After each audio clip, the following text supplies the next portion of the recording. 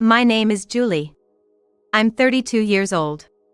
I work in an administrative position at a major conglomerate. My husband, Ken, is 35 years old, 3 years my senior. Up until last year, we lived with my in-laws, but after my mother-in-law passed away, my father-in-law followed her soon after, leaving Ken and me living alone in our house. We don't have any kids, and Ken says, let's just enjoy doing what we love and live freely, just the two of us. We're a couple who enjoy a carefree lifestyle. However, recently Ken has been coming home late from work. Hey, you've been coming home late recently, is work busy? After my parents passed away one after the other, I've been feeling down. Focusing on work helps distract me and makes things a bit easier, Ken said, looking distressed. It must be hard for him, grieving the loss of both parents. There are also times he comes home late because he went out drinking with colleagues, so I decided to leave him be if it helps distract him. But now, not only on weekdays, he often goes out alone on weekends too. And sometimes he comes home close to midnight or even after the date changes. Since his parents passed away, Ken's increased outings have made me increasingly suspicious. I once asked Ken about it. Don't you think you've been going out too much lately? Let's go out for dinner together sometimes. But Ken looked at me irritably and said, what's the big deal now? We're just the two of us at home anyway, let me have some time to breathe outside. I thought, what's that supposed to mean, as if he's reluctant to spend time with me? I became even more suspicious of Ken. One day, as the day for burning trash was approaching, I decided to collect the trash from Ken's room. I found a receipt facing up in the trash can. Normally, I wouldn't pay it any mind, but given Ken's recent behavior, I reached into the trash can to check the receipt. There were 2 receipts stacked together. What's this? One is a receipt for 2 movie tickets, and the other is a restaurant receipt. This restaurant, isn't it that fancy French place in front of the station? Why would he go there? Moreover, both receipts indicated service for 2, and judging by the time printed on them, it seemed he went to the restaurant after watching the movie. It was certain he went with another woman, I sensed. It definitely wasn't the behavior of going out with a same-sex friend. Since Ken and I hadn't gone out together in a long time, anger towards the woman I had yet to meet began to bubble up inside me. But this alone isn't enough evidence. Looks like I have no choice but to rely on a detective agency. I determined. I paid the investigation fee and requested an investigation into Ken's infidelity. A few days later, when I thought Ken would be coming home late at night, he returned in a panicked state just after noon. I carried a large amount of cardboard boxes. Welcome back. What's with those boxes? Out of the way! Ignoring my words, Ken rushed into the living room and started frantically packing my belongings into the boxes. Hey, what are you doing? Ken, slightly excited, was desperately packing my stuff. His behavior was disturbing. Hey! That's my stuff. Don't just pack it up without asking. As I grabbed his arm trying to stop him, Ken said with a laugh. I'm gonna live in this house with my lover. We're getting a divorce, get out. Lover? Divorce? Yeah, that's right, so I need to get your stuff out as soon as possible. I had no idea why Ken was in such a hurry. As I stood there dumbfounded, watching Ken, an unfamiliar woman entered the living room. Ken, wait. You're rushing too much. My husband hadn't locked the front door, so the woman walked in boldly from the front. Sorry. Got too excited. Who is this person? Oh, let me introduce her. This is Sarah, she works in sales at my office. You must be the wife? Nice to meet you, I'm Sarah. Your husband has always been so helpful at work. Sarah, tilting her head in a cutesy manner, was provoking me. What annoyed me the most was Ken introducing his affair partner to me with such casualness, as if she were just another colleague. I'm gonna live in this house with her, so you need to leave as soon as possible. Ken said again. You can't just spring this on me and expect me to agree just like that. I demanded an explanation. Then, scratching his temple with his finger and somewhat sheepishly, Ken began. I was just having tea at a cafe with her, and she told me she's pregnant. I was so happy, I got carried away and decided to divorce you and remarry her right away. Ken just left me and ran home, saying he's gonna kick his wife out. Talk about being in a hurry. Seriously, my bad. Ken replied.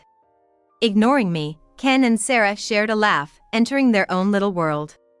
To break into their world, I raised my voice louder than usual.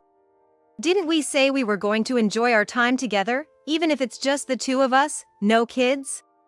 Finally, Ken turned his face towards me from Sarah.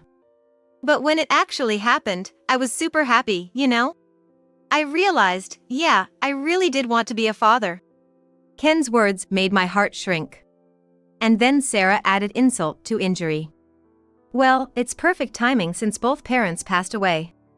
He's been saying we could finally live together if he just kicked his wife out. What? Been saying? How long have you two been having an affair? I asked, bothered by Sarah's tone. Huh? Since last year, I guess. Since I started handling Ken's sales administration. So, you've been together even before his parents passed away? Yeah.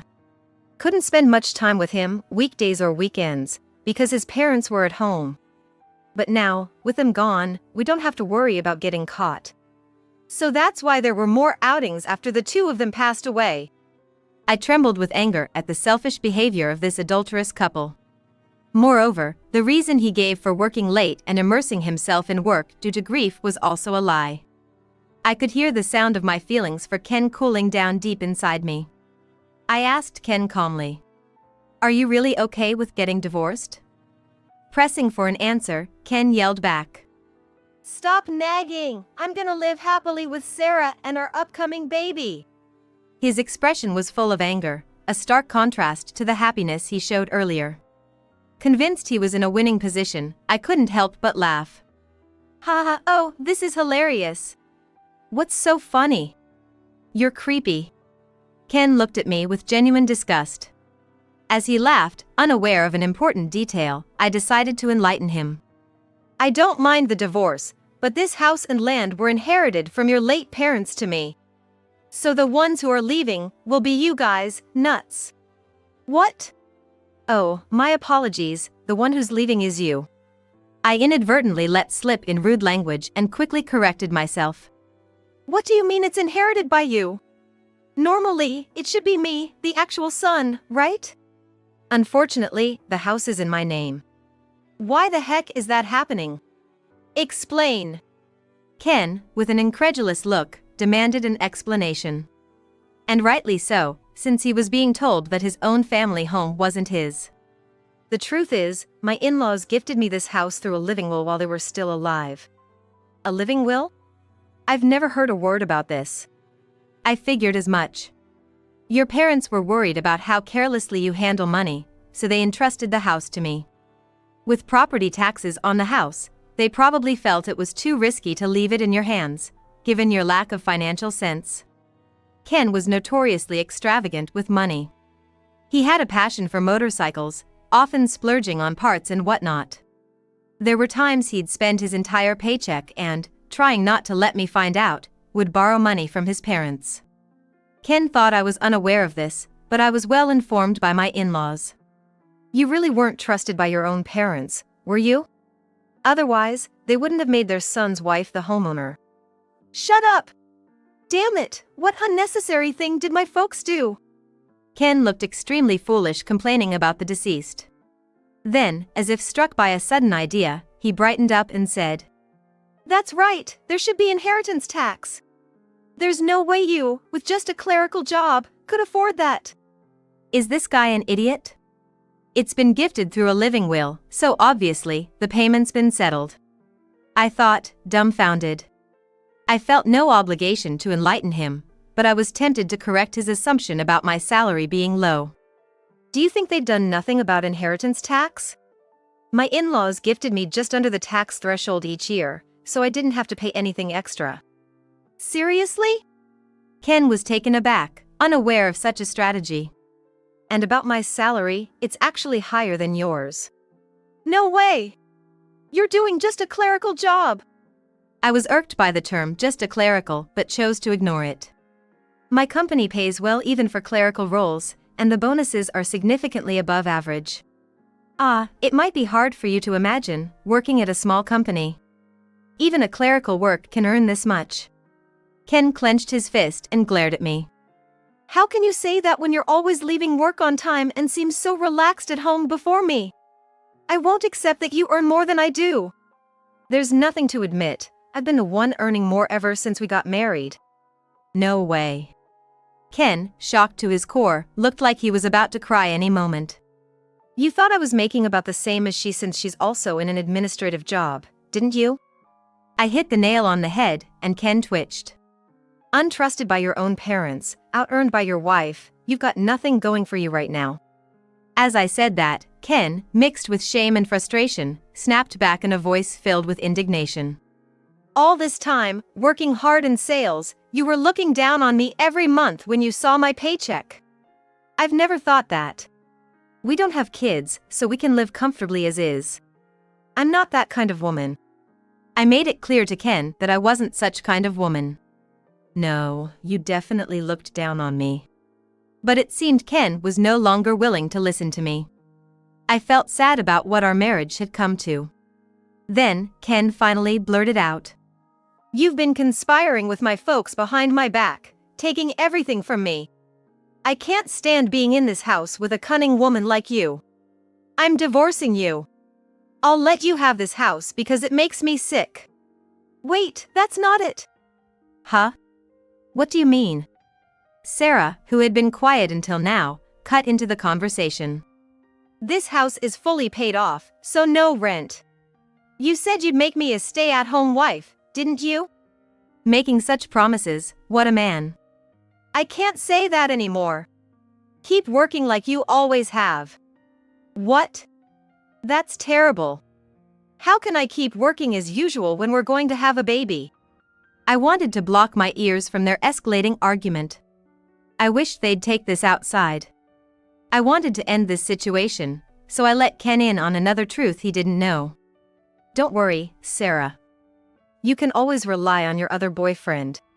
Sarah was shocked by the sudden exposure of her having another lover.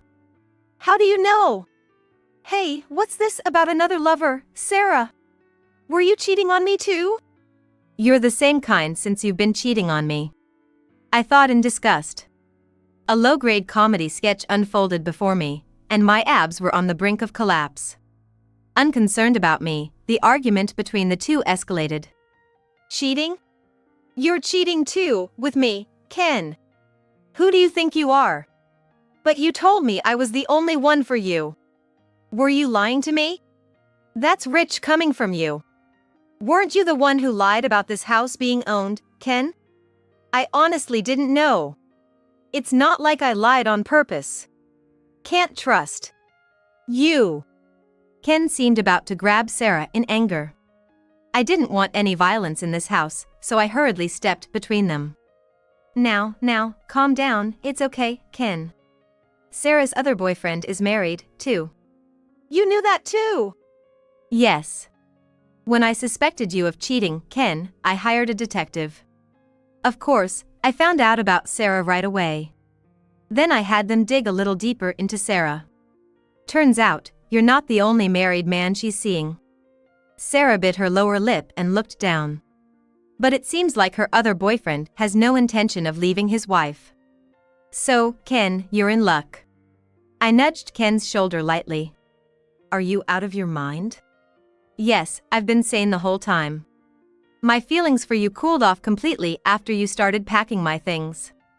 As you wish, I'll grant you a divorce. You mentioned hiring a detective, right? Yes, I did. So, you knew I was cheating and kept quiet about it for a while? That seems to be the case, yes. At my words, Ken made an indescribable face. Why didn't you say anything? Did you think I was some clueless husband who wouldn't realize he's being cheated on? No, it's not like that. I was just waiting for you to bring up divorce first.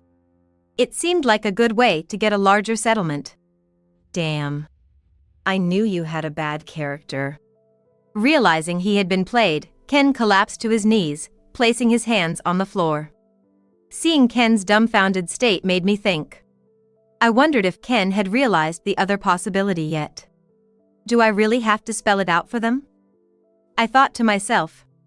I knelt down to match eye level with Ken. Hey, don't you have any doubts? About what?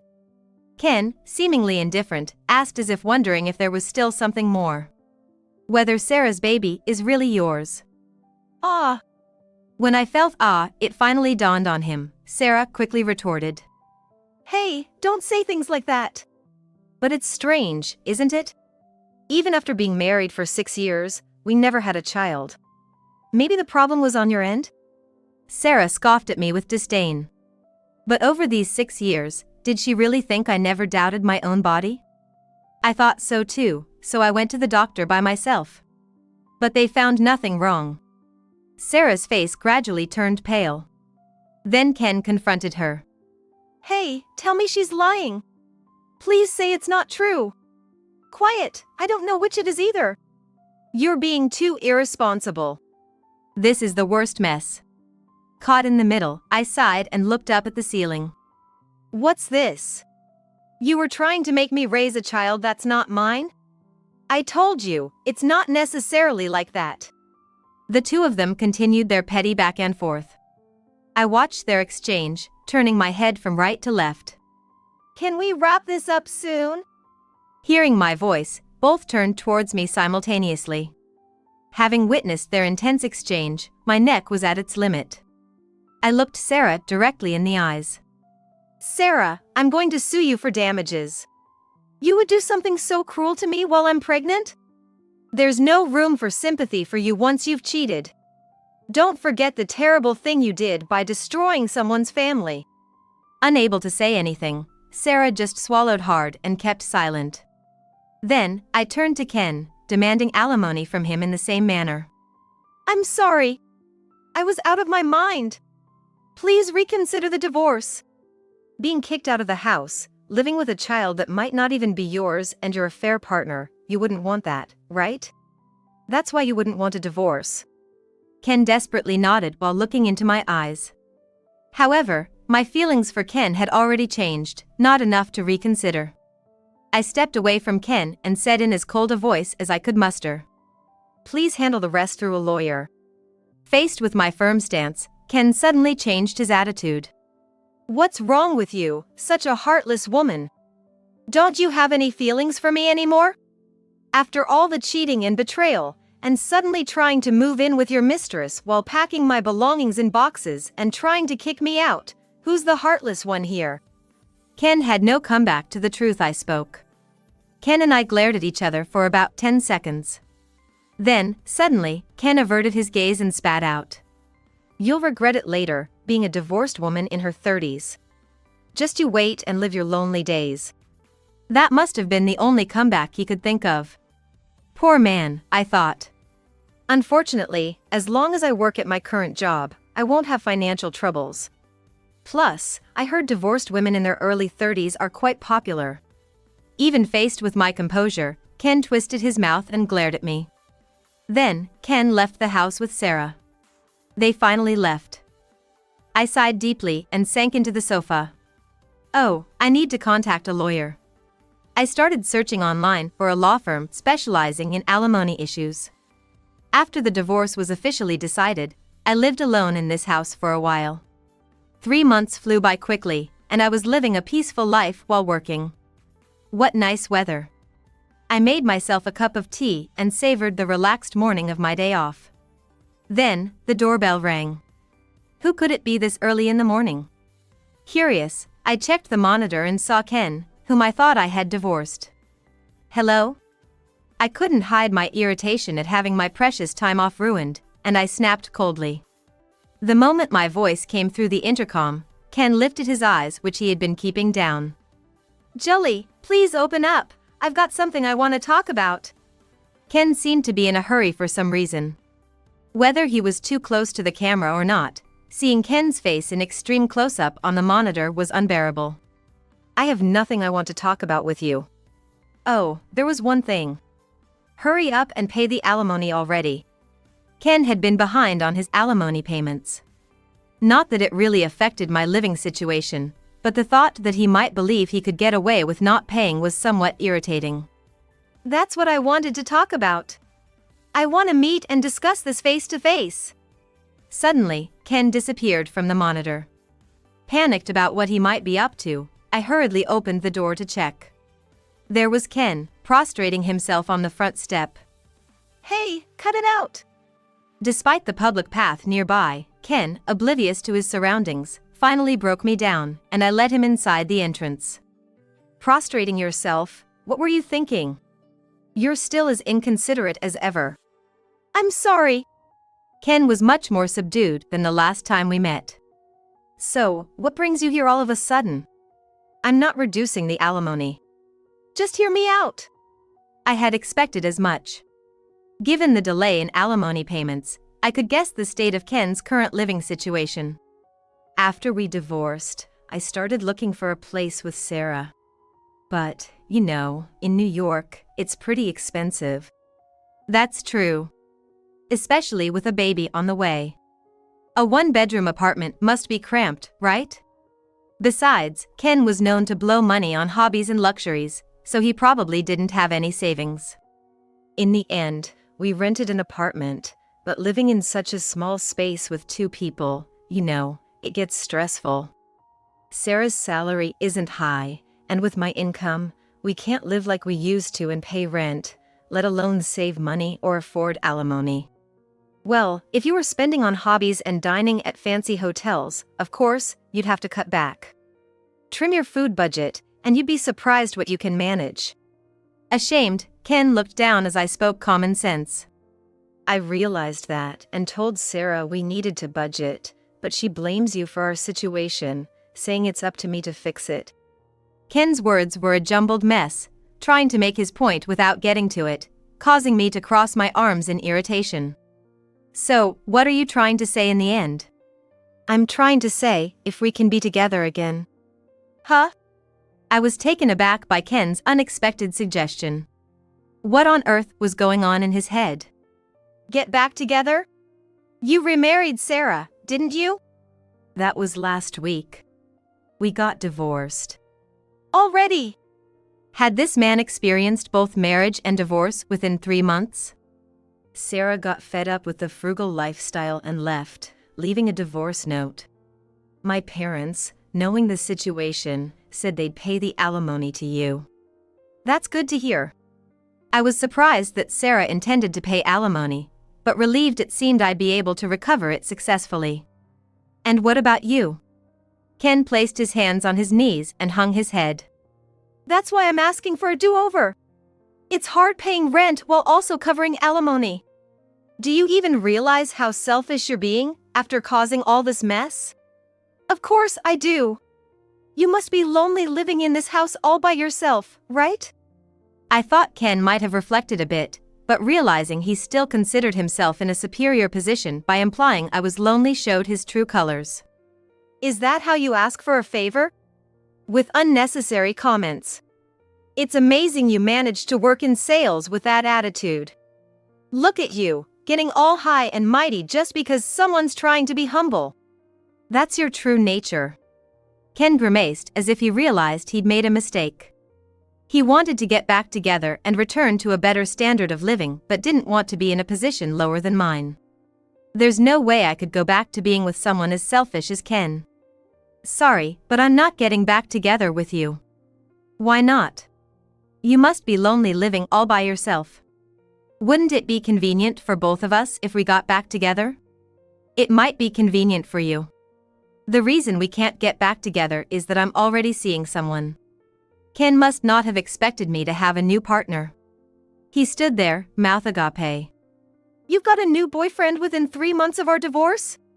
What a player! I don't need to hear that from someone who married and divorced within 3 months. I've always thought so, but Ken seems to lack the ability to see himself objectively.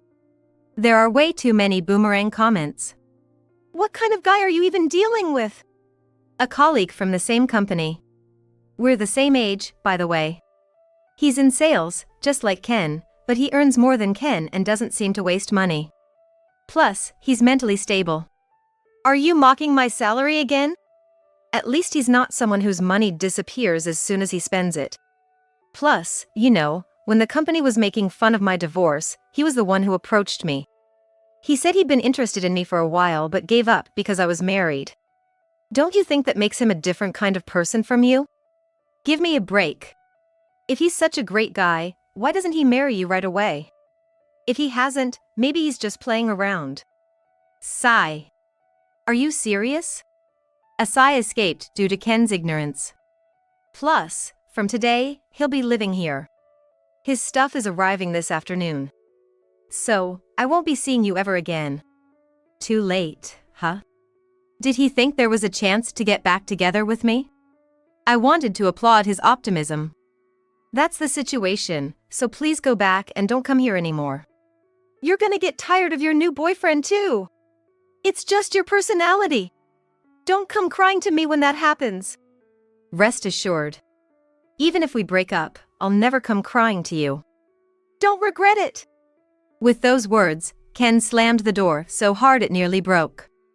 Ken was confused whether he wanted to cling to me or insult me, just like the day we decided to divorce. At that time, I forgave Ken and did not divorce him, and I thought that there was no way I could have continued with such an unstable person. 2 months after Ken's attack, I persevered and remarried my colleague. Even after we got married, he remains calm and I feel the happiest I've ever been in my life. Due to his influence, we both went fishing on holidays and became more active. Divorcing Ken was the right thing to do. I felt like praising my decision. The alimony from Ken has remained unpaid. After hearing about Ken's current situation from the lawyer in charge, I think it will be a while before he can pay. After that, Ken moved to an apartment where the rent was even cheaper. He even sold the motorcycle he cherished. He's cutting down on daily meals to essentials like beans, saving almost all his salary for the alimony payments. But what's even worse, it seems Sarah, who was supposed to be divorced, has come back to Ken's place. Sarah went back to her parents' house, but apparently, they told her to get child support from Ken. Ken seems to be more worn out than ever, struggling with the triple burden of my alimony, his living expenses, and child support for Sarah. However, hearing about my ex-husband's situation didn't stir anything in my heart. I just listened silently to the reports from the lawyer. Ken proposed to reduce the alimony again, but I rejected it. No matter how long it takes, I intend to make him pay the full amount. I won't feel sorry for myself unless he faces the consequences of his actions. With that thought, I made tea for 2 and started to drink slowly. Ken's matter is completely out of my mind now. Savoring my current happiness, I looked outside.